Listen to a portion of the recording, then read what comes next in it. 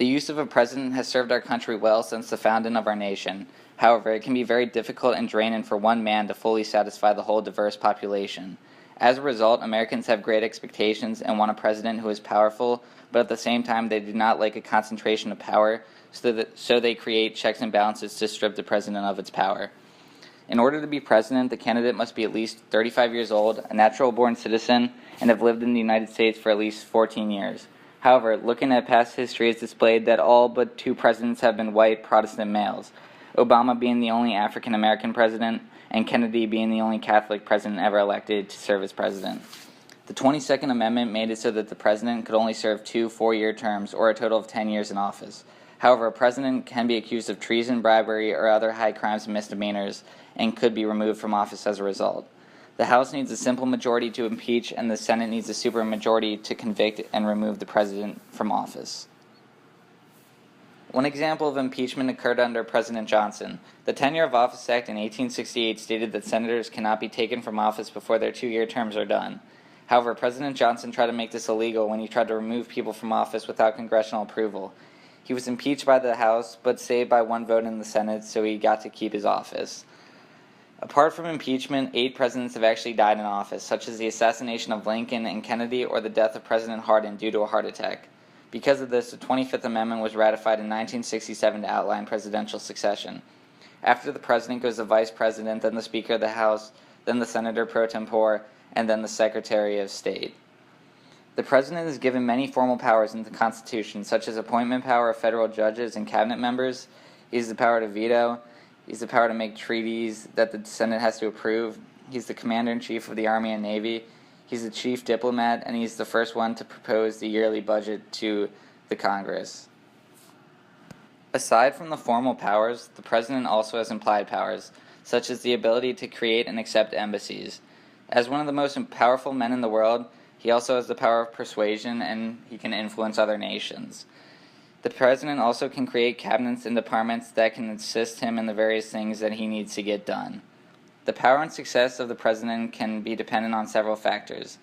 1, the president must have a good personality to hold office and appeal to the people. He must also have good goals and plans to get work done on Capitol Hill. Timing of events like 9/11 can often shape a presidency as well, and crises often lead to an expansion of presidential power. The president chooses a vice president based on several influences. 1 could be to create a geographical balance or to bring the party back together at the convention. Presidents also could choose a vice president to achieve a social and cultural balance on the ticket, and vice presidents can have traits the president may lack and focus on different issues as well. The president has a cabinet which manages all parts for the president.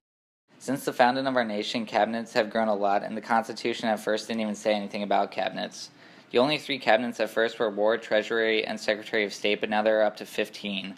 Congress does exercise some control over cabinets since the president needs the advice and consent when making cabinets. The executive office of the president is made up of policy and advisory bodies. There are 3 principal groups. The National Security Council coordinates the president's foreign and military policy advisors. The Council of Economic Advisors advises the president on economic policy, and the Office of Management and Budget gives what the budget should be for the year. The president also has a White House staff, who are the chief aides and staff for the president. The White House staff has many different responsibilities. For example, they can plan domestic policy, they maintain relations with Congress and other interest groups, they have to be the ones who deal with the media, and they can give expertise to the president on his different works. Gaining public support and approval is very key for the president since the public is the greatest source of influence. Public support gives leverage since Congress will back a president more if they have good public support. A president will claim a mandate, which is the perception that the voters strongly support the president's character and policies when they win an election by a major majority. A president must have good legislative skills in order to persuade Congress. These skills can consist of bargaining, making personal appeals, and consulting with Congress. And the president can get the most work done in his honeymoon period, which is the first 100 days after he was inaugurated into office and started his work actually as president. The writers of the Constitution wanted a civilian control of the military, but the president is in fact the commander-in-chief of the military, so he is the one in charge of the 1.4 million men and women who serve. The president often makes the important military decisions and commands a standing military and nuclear arsenal, which was unheard of 200 years ago. The War Powers Resolution of 1973 intended to limit the use of the military. This requires the President to consult with Congress prior to using military force and withdraw forces after 60 days unless Congress declares war or grants an extension. Presidents see this as unconstitutional and continue to test the limits of military use in foreign conflicts. The President is the chief diplomat, so he will negotiate treaties with other countries, but Congress must ratify them with a two-thirds vote in the Senate. Presidents use executive agreements to take care of routine matters with other countries, and they can negotiate for peace between other nations, as well as breaking off relations with other countries that they do not like. Since the President is the chief diplomat, he is also the crisis manager. This is because most crises occur randomly and involve other nations. The President takes the lead instead of Congress when handling crises, and this is important because it can make or break a presidency. For example, 9/11 really helped President Bush, but Iran really hurt President Carter's approval rating. The President also makes a big attempt to appeal to the people.